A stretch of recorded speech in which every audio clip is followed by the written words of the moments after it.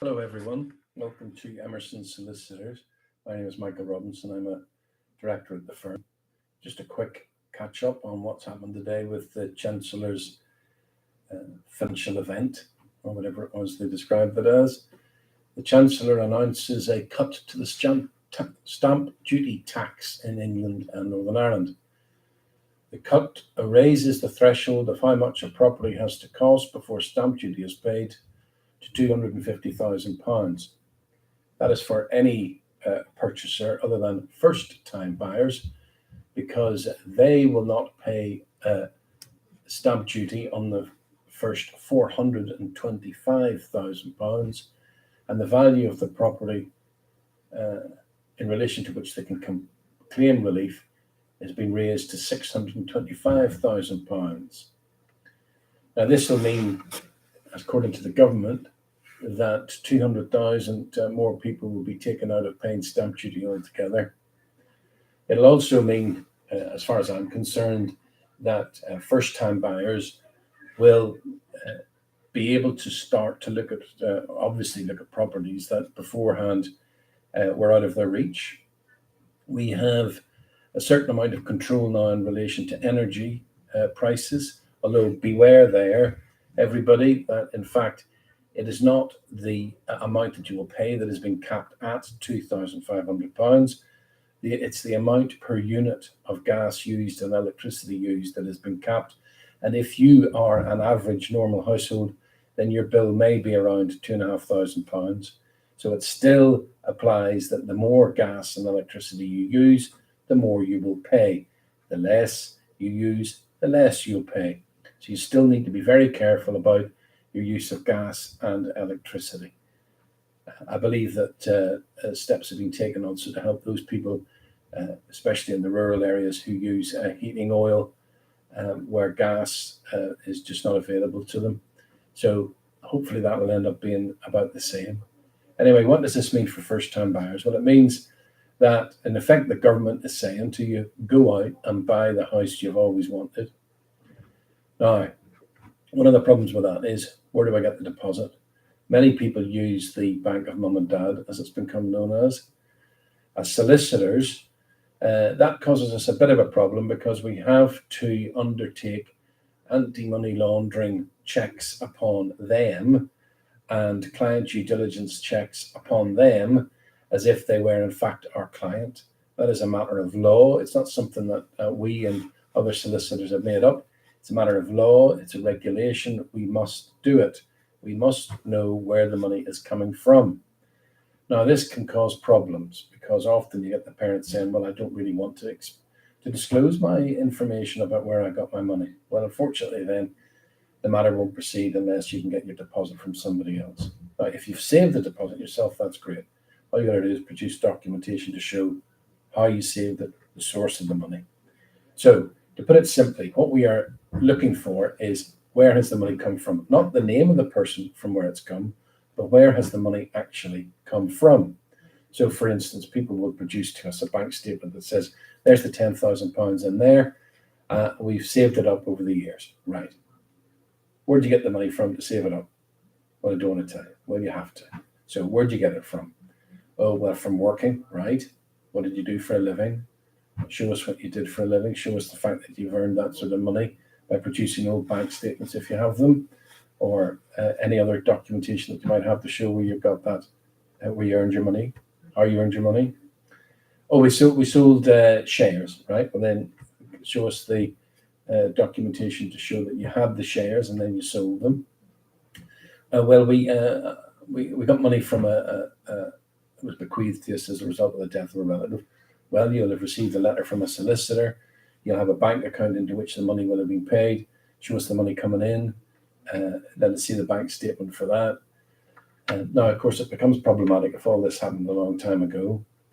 But generally speaking, there are ways of sorting it out. But the point of what I'm trying to say to you is that we have to know where the money came from, not who it came from, or not from which bank it is going to come to us, although that's important too. The real question is, how did you accumulate that money? What is the source of the money that's coming to us? Now, the bank account from which the money's coming, we do have to verify it. When money is transferred into our client account, we ask people to provide to us a screenshot of them transferring the money to us, so we know which account it has come from, or we invite them to go to their bank and get a mini statement and take a picture of it and send it to us, so we know that the money has come to us from the account that they said they were going to send us the money from. Again, that's a little check that we do just to make sure that we are getting the money from the account for which all the information has been provided to us. Now, first-time buyers. I do not wish this to sound patronising. If it does sound patronising, I apologise. It is based on my 30 years as a solicitor and my 22 odd years being involved in the management of this particular firm, Emerson Solicitors. When you get documentation from the bank, from your broker, if they're helping you arrange the mortgage, from the lender, from us, please do read it. Read it once, read it twice, write down some questions that you might have as a result of what you've read. Read what you've been given again, edit your questions, and then send us the questions. We know that this is a very important matter for you. We know it is. We know that buying a house, your first house, is something that's very important. But too often, we get asked questions when we have already provided that information, or the lender has, or a bank has, or the mortgage broker has, and we're just repeating ourselves for the want of somebody having read the documentation. Now, let's just think about the cost of living crisis at the moment and how that affects people. Buying a property is one of the biggest financial commitments you will have, if not the biggest. And the inability of some people to read the documentation and think seriously and carefully about what it is they are getting themselves into is a cause for some concern. It really is a cause for some concern. How could you possibly want to borrow £450,000, £500,000 and not understand fully what it is that you're getting into? Our job as solicitors is to ensure that the title that you are buying is a good title, not just now when you're buying it, but when you sell it. And unfortunately, we come across a large number of problems with title, especially in relation to new build properties, which is the sort of property that first-time buyers perhaps go for. All sorts of problems with it, and great difficulty in getting the lawyers acting for the builder to actually address the issues. And in many ways, it's a disgrace because they're selling you something that costs a lot of money. And you would think that they would too join in with the seriousness of the legal aspect of it. But unfortunately, and perhaps not surprisingly, the thing they're interested in most in is getting the money from you and not really wishing to communicate with us. Now, when you go to the sales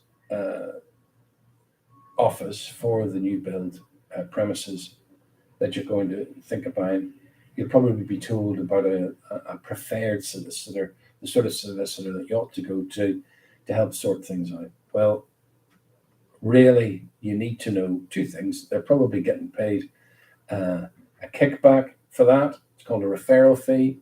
And secondly, you need to understand that not always will the firm that you've been sent to be acting in what could be described as solely your best interests. Now, that may be something that I've said there that will get me into trouble, but I don't care because it's our experience that that's the case.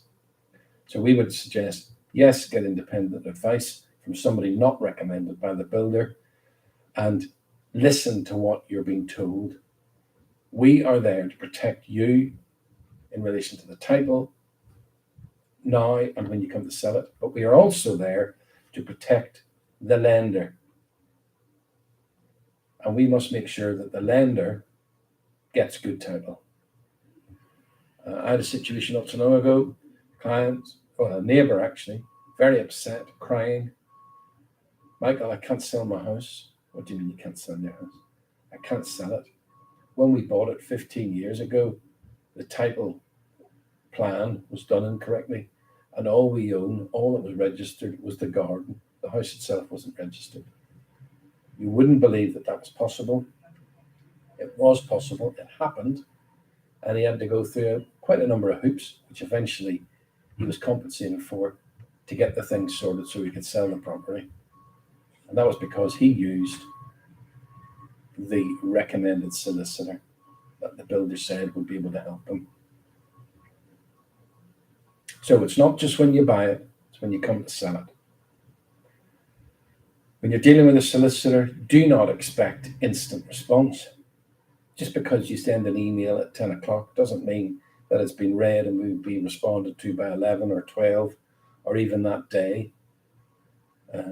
Up to 5 working days is pretty normal in relation to getting a response.